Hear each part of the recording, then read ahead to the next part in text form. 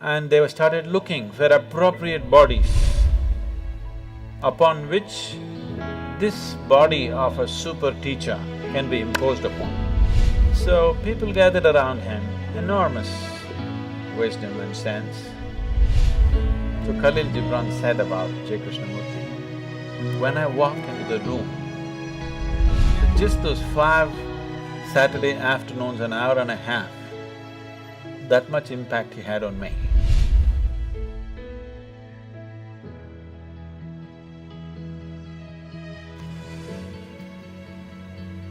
Jiddu Krishnamurti was born in a village called Madanapalli. I've been to his house where he was born and where he lived. A century-old house, a cute little house, nice place. It's kept like a monument for him today. At one time in early 20th century and late 19th century, Theosophy spread across the world in a big way. This was started by Madame Blavatsky, who had a great interest in occult and mysticism, and she spent late 19th century and early 20th century saw a lot of British and other European seekers of mysticism traveling to India and exploring and writing lots of books, many of them, you know. Max Muller, Paul Brunton and many others. Blavatsky was even before them. These are all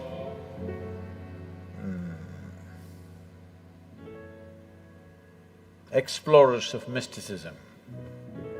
It was, in those days, not like going to some place to learn, it was an adventure that you really have to take off on a horseback and go to a strange country, battle all kinds of things, try to meet the right kind of gurus, and it was a whole adventure. So they put themselves through all this. Madame Blavatsky traveled to all kinds of places. She went to Tibet, she went to India, and then she came down to Tamil Nadu and set up the Theosophical Society out there, which still is there. And then their dream became to produce a perfect being project. Then they unearthed this information. I don't know to what extent they went, but actually, in the yogic lore, in the tradition, there was a yogi by the name Sunira. Sunira saw that human consciousness could be evolved if you produce a perfect human being who could render this to all sorts of people. In a way, he comes from the tradition of Shiva. Somewhere it's his dream to build another being like that. He wants to build a living Shiva once again, a perfect teacher for the world, who is completely multidimensional, not this kind of teaching or that kind of teaching.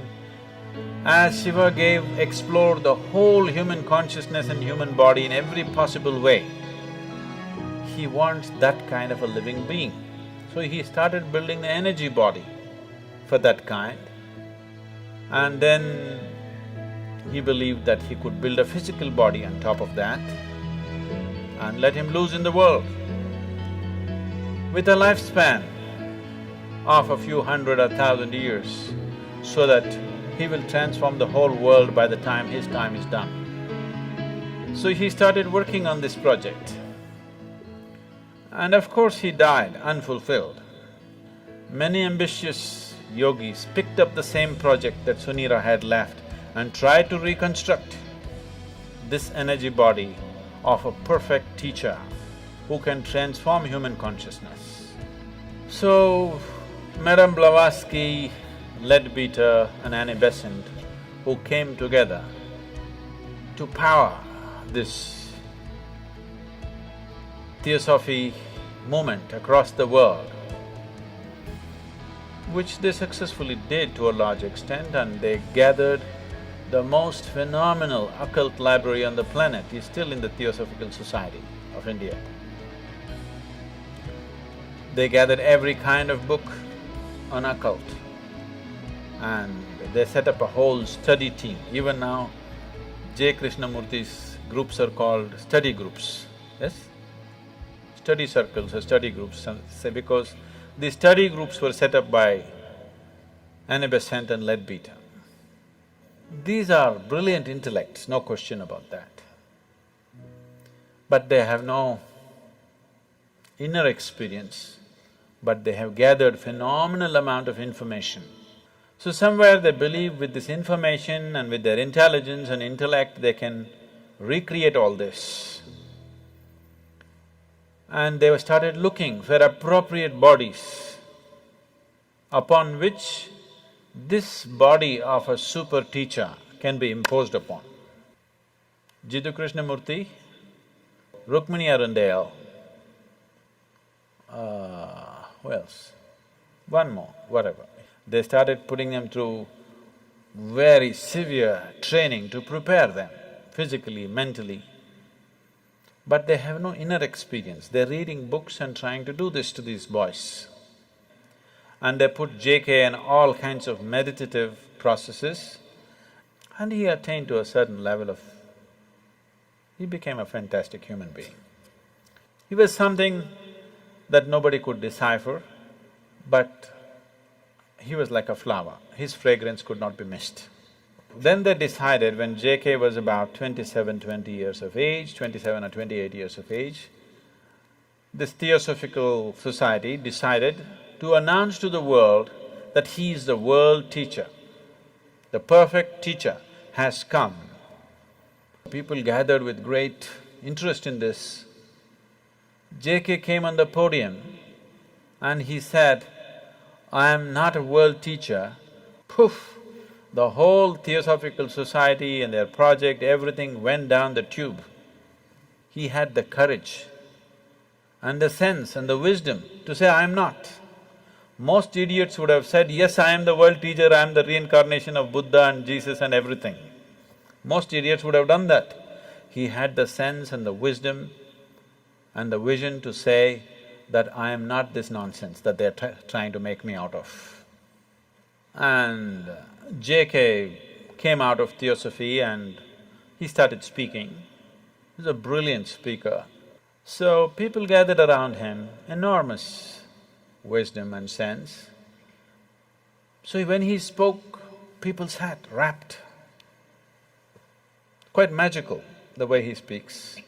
You know, somebody was talking to me, when I was just 17, 18 years of age, someone was talking to me, JK study circles, it was fashionable. For all those people who think they're intellectual, you have to read JK, you have to listen to JK's audios, otherwise you're not intellectual enough. In the Indian intelligentsia, if you have not read JK, Kierkegaard and Dostoevsky, you have no brain actually. That's how it's treated. So it's like fashion. For everybody, they should have read this, whether they get it or they don't get it. You read Dostoevsky, you read Kierkegaard, you read Jiddu Krishnamurti, means you got some brain working. That's a gauge. So, people were talking, JK, he's something every Saturday afternoon, they have a study circle where they play some audio tapes and his books are there and things. Some of my friends invited me and I went. So they were playing a short video. The man was sitting like this is the first time I'm seeing him, the first time I'm listening to him. He was still alive at that time. Just the integrity of the person is spilling all over him. Just the sheer integrity of the man cannot be missed. So, I didn't do much reading, I heard a few audios and watched a few videos. I enjoyed him, but I was too wild to listen to anybody. I had no time for anything. Life was calling me all the time. So I had no time to listen to my parents or my teachers or JK or IJ or XYZ, you know. I had no time for anything, so I left the study circle and went on. Maybe I attended this for about 5 weeks, I remember very well. It was about 5 weekends I went there, every Saturday afternoon, just for about an hour and a half. They would play one half an hour video or audio, and then they'll all get into discussion and one big confusion. Because nobody around him understood what he's talking about. Because he refuses to use any method, he refuses to use any example, he refuses to use any parable, any story, any joke or anything. This is just intellectual dissection. This is called as Gnana Marga. This is pure Gnana Marga. Gnana means the way of the intellect. Out of these 7 billion people, if you find 10,000 people who have that kind of a razor-sharp intellect, who can, without any kind of context, they can go on slicing things, you will not even find I don't think you'll find 10,000. Maybe you'll find 1,000 people. And those 1,000 people may not be interested in the spiritual process, they may be trying to slice through the stock market, they may be trying to slice through something else. So, around JK, everybody could feel the man is special, but nobody could get what he was talking about, because he refused to play the role of a guru, he refused to initiate anybody into anything, he refused to give any kind of method, any kind of process. He said it anyway happen. It is true. Anyway it will happen. But maybe after 1,000,000 lifetimes. So if you are in a hurry, either you must have that kind of an intellect, which is rare, or you must be willing to use the other faculties that you have of body, energy, emotion, all these things. He went driving on one wheel of his car. He is good at it, but nobody else could get to do it. Fantastic human being. When he was there was a fragrance, when he's gone, only books, because there's no living process. So Khalil Gibran said about J. Krishnamurti, when I walked into the room, JK was sitting and Khalil Gibran went to meet him. He said, when I walked into the room, I walked into a wall of love. It just hit me in the face. See, you would never associate JK with love. He's not a loving man. That's not how he looks. He's like this. He definitely doesn't look loving, but he's very loving. His energies are absolutely compassionate, but his words are like knife. So, people felt something, but they couldn't figure what it is. They couldn't get a hold on it because he wouldn't give a hold. He said, if you hold it, you may get stuck with this, so don't hold. If there were millions of razor-sharp minds in the world, that would have been a fabulous way to do things. But in today's world, in the existing way the humanity is, the way people's intellects are entangled in 1,000,000 things, that method is just not going to get anybody anywhere. It's a beautiful process, but there must be people who can digest it, isn't it? So, J. Krishnamurti was like a flower. His fragrance was felt when he was alive, and that's all. His words are good. If you want to kind of use it as an intellectual exercise to drop a few things, they could be useful, brilliant. His intellectual brilliance just comes out every moment of his life.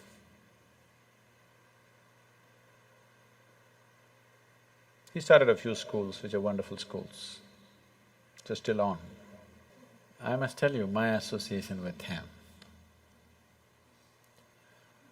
When I went to this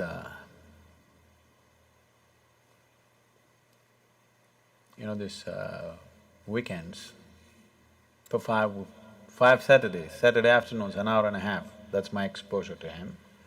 And one day he spoke about education. And it really gripped me. And it really twisted me inside out because all the ideas, I had never thought of an alternative way of educating people. I was only thinking of how to dismantle all the education system in my mind. When he spoke about education, suddenly it struck me, there's another way to do this.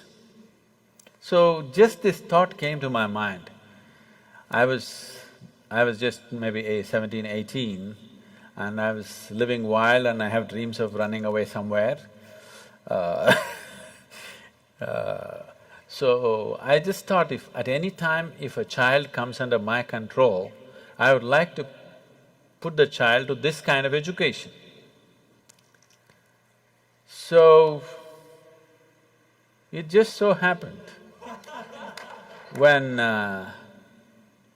my daughter had to go to school, when she got admission in some of the best schools in Ooty, but then it just flashed me in my mind that, okay, there's a JK school, why don't I send her there? And she went to that school and she spent 8 years studying there. So just those 5 Saturday afternoons, an hour and a half, that much impact he had on me, that I handed over my daughter to his care in one way or the other.